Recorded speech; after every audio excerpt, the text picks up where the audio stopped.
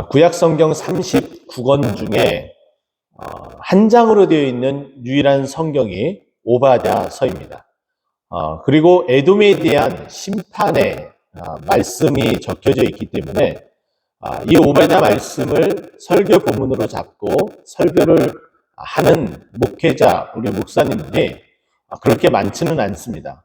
그래서 이 말씀을 우리가 많이 읽지도 않을 뿐더러 또 많이 또 들을 기회도 없는, 오늘 특별히 이 말씀을 듣고 또 이 말씀을 헤아려 본다는 것은 맥체인 성경 읽기를 우리가 함께 하며 매우 특별한 또 은혜가 되는 줄 저는 믿습니다. 오바댜서의 그 시기, 기록된 시기를 보게 되면 맨 마지막 절 보게 되면 구원받은 자들이 시온산에서 올라와서라는 표현이 있습니다. 이 구절을 통해서 남유다, 예루살렘에 침공하였던 바벨론의 그 침공 시기 때 구원받은 살아남게 된 자들에 대한 모습을 표현하고 있다라고 해석을 합니다. 그래서 그 시기를 따져보게 되면 BC 605년에서 586년 그 사이에 살아남게 된 자들에 대한 메시지를 던져주면서 너희들은 이제 회복될 것이고 반면에 너희들이 이렇게 힘들고 고난 가운데 있을 때에 그것을 수수방관하는 에돔은 내가 가만히 있지 않겠다. 에돔에 대한 심판을 내가 내리겠다라고 말씀하신 것이 오늘 오바댜서의 말씀입니다. 1장 1절을 보게 되면은 오바댜의 묵시라라고 이야기하며 이 오바댜서의 저자가 오베다임을 우리에게 말해주고 있고요. 그리고 이 오바댜서에 대한 이 부분은 어떤 죽음으로부터 그리고 심판으로부터 하나님께서 결국은 이스라엘 백성은 구원하지만 그 이스라엘 백성에 반하여 살아가는 자들은 결국은 그 죽음과 그 심판에 내몰리게 된다라는 것을 우리에게 말해주고 있습니다. 다른 소선지서를 우리가 살펴보게 되면 나훔서 같은 경우는 아수르의 멸망을 이야기를 하고 있고 또 하박국은 바벨론의 멸망을 이야기합니다. 그래서 특별히 오바댜는 에돔의 멸망을 이야기를 하고 있습니다. 어떤 다른 말씀들을 보게 되면 대표적으로 요나서를 보게 되면 요나서는 오히려 멸망보다는 아수르의 구원, 일시적이지만 그래도 그 구원에 대해서 말씀을 해주고 있다면 전혀 그런 메시지가 담겨져 있지 않고 그 심판과 그리고 그거에 대한 징벌이 아주 강하게 내포되어 있기만 한 것이 오바댜서라고 말씀드릴 수 있습니다. 자, 그러면 오늘 본문 말씀 가운데에 왜 에돔이 멸망을 하게 됐는지 그 이유를 오늘 본문 속에서 저는 세 가지를 찾아서 함께 볼 터이고, 그리고 이들이 멸망하게 될 때에 이들을 치는 자들이 어떤 하나님은 다른 사람들, 다른 민족들을 도구로 사용한 것이 아니라 하나님께서 직접적으로 심판하신다는 내용을 담고 있는 메시지가 있기 때문에 우리도 당연히 하나님 앞에 또 하나님의 그 심판 앞에 두려워 떨며 또 에돔과 같은 모습으로 살아가지 않아야 됨을 우리는 오늘 말씀을 통해 반면교사를 삼아야 된다라고 말씀드릴 수 있습니다. 자, 1장 1절을 보게 되면 이 에돔에 대한 심판은 곧 사자가 나라들 가운데에, 그리고 맨 마지막에 보면은 그와 싸우자 하는 것이니라 라고 말씀하고 있습니다. 오바댜를 읽게 되면 이 에돔에 대한 이 심판은 결국은 하나님의 사자가 일어나서 이들을 칠 것이다. 하나님께서 이를 다 행할 것이다 라고 말하고 있어요. 얼만큼 하나님 앞에 그 패양무도한 일들이 있었는지 또 하나님의 그 마음의 그 심기를 불편하게 했는지 몇 가지를 살펴보면 이렇습니다. 3절 말씀인데요. 너의 마음이 교만이 너를 속였도다. 먼저 첫 번째는 이들이 교만한 마음을 가지고 있었습니다. 어느 정도로 교만하였는지 그 교만의 강도를 4절 말씀에는 이렇게 이야기를 합니다. 내가 독수리처럼 높이 오르며 별 사이에 깃들일지라도 내가 거기서 너를 끌어내리리라 여호와의 말씀이니라. 아무리 네가 높다라고 이야기하고 최상의 어떤 그 위치와 그리고 아무리 준비를 잘했을지라도 네가 그렇게 높으냐? 근데 나는 그 높은 곳에서도 너를 끌어내린다라고 이야기를 해요. 근데 이들의 이 교만은 누가 나를 땅에 끌어내리겠느냐라고 이야기하며 교만이 하늘에 찔렀음을 말합니다. 내가 이렇게 높은데 누가 나를 어떻게 저 아래로 끌어내릴 수가 있겠어? 절대로 못해. 내가 이 정도로 높은데. 근데 하나님께서 뭐라고 말씀하십니까? 아무리 독수리처럼 높게 올랐을지라도 나는 너를 끌어내릴 수 있다. 너의 그 교만을 나는 좌시하지 않겠다. 이렇게 말씀하고 있습니다. 자, 그들의 하나님께서 끌어내리는 그 상황들을 보면은 보통 5절 말씀을 보게 되면 일반적으로 도둑들은 그리고 어떤 그 물건들을 강탈하고 또 수확을 거둬들이는 사람들은 자신의 그 만족감 그리고 준비한 소위 말해서 그 바구니나 어떤 자루나 이런 것에 채워지면은 더 이상 안 가져가게 되는데, 근데 6절 말씀 보면 어떻습니까? 에서가 어찌하여 수탈되었으며 그 감춘 보물을 어찌 빼앗겼는고. 그러니까 그들이 그 감춘 것마저도 다 싸그리 다 가져가게 되고 빼앗기게 되는 것에 대해서 말해주고 있습니다. 하나님께서는 그 교만한 가운데 있었던 그들이 가지고 있었던 모든 재화와 보물을 하나님께서 다 빼앗기게끔, 다 앗아가게끔 만들어 버리신다라고 이야기를 하죠. 그리고 두 번째는 이들이 잘못한 그 부분이 무엇이었냐면은 지각, 지혜가 없었다라고 이야기를 하고 있습니다.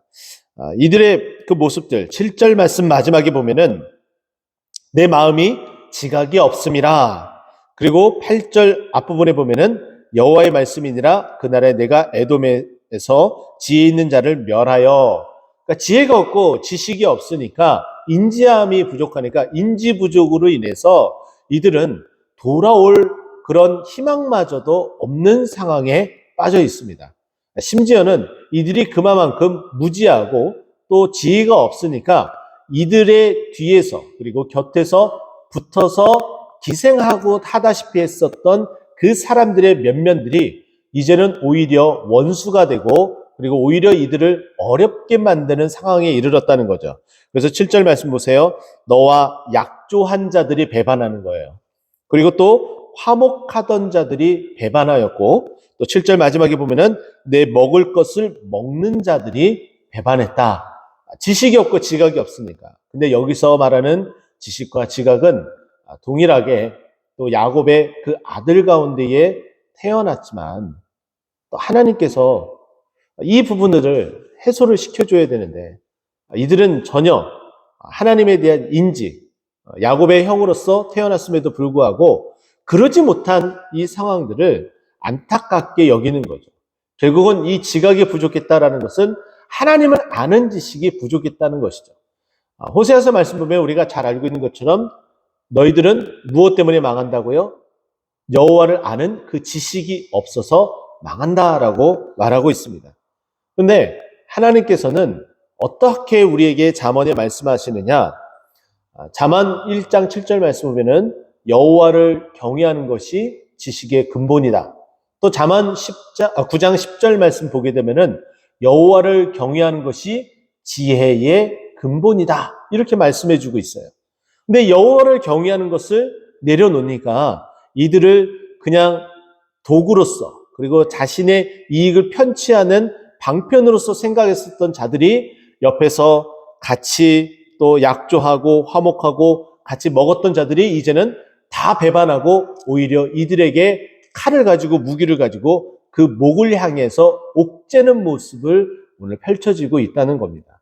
우리도 마찬가지겠죠. 우리 곁에서 우리를 도움 주는 그 사람들의 모습처럼 보일지 모르지만 우리가 하나님을 경외하지 못하고 하나님을 예배하지 못하고 하나님을 인지하지 못할 때에 그들이 오히려 우리를 죽이는 우리의 목을 죄는 그런 환경의 모습으로 충분히 바뀔 수 있다는 거예요.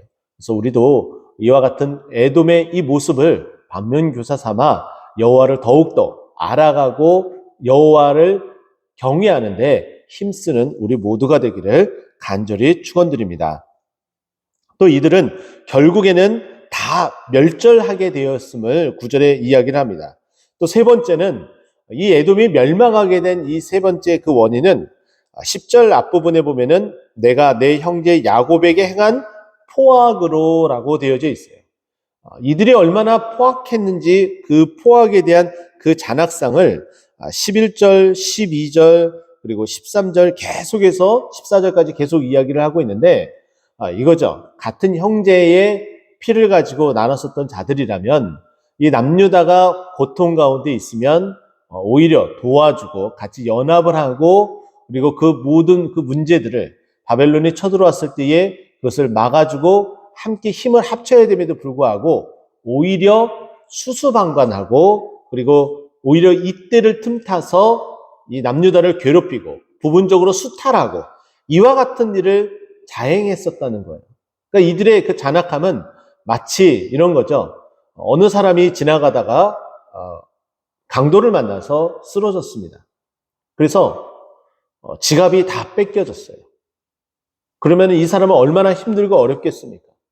그런데 그 장면을 가만히 보고 있었던 사람이 그것을 말리지 않고 가만히 보고 있다가 그 상황이 종료된 후에 그 사람에게 다가가서 그 사람의 옷을 보고 그리고 그 사람의 벨트를 보고 그리고 그 사람의 신발을 보고 이거 나하고 맞는 사이즈네 라고 생각하고 옷을 벗기고 벨트를 벗기고 신발을 벗겨서 가져가고 있는 행태와 똑같다는 거죠.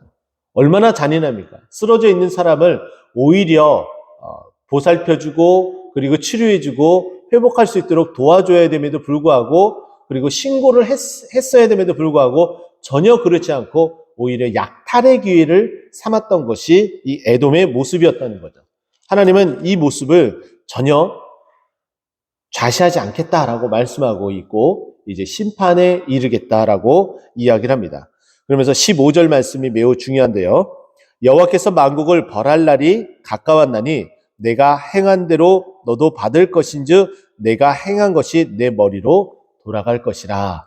너희가 그렇게 포악하게 했지? 그러면 내가 그 포악한 대로 그 포악함이 다시금 너의 머리에 돌아가게 될 거야. 자, 이제 너희는 어떡할래? 근데 결국은 이 에돔은 하나님 앞에 돌아오지 않았습니다. 그러나 우리는 어떻습니까? 우리는 이 경고와 이와 묵시를 받았을 때는 하나님께서 이와 같은 말씀을 하셨을 때에 우리는 당연히 교만해서 돌이켜야 되고 그리고 지각 없고 하나님을 알아가는 것을 게을리하는 것에서 돌이켜서 하나님을 경외하고 하나님을 알아가는 데 힘쓰고 뿐만 아니라 포악한 것이 아니라 친절하고 선한 일에 힘쓰는 자로서 살아가야 됨을 우리는 오늘 이 말씀 속에서 배워야 되고 또 알아야 되고 또 실천해야 됨을 꼭 기억하고 오늘 하루를 우리 인생의 여정 속에서 이와 같은 신앙의 원리를 꼭 내 것으로 삼는 우리 모두가 되기를 예수 그리스도의 이름으로 축원드립니다. 기도하겠습니다.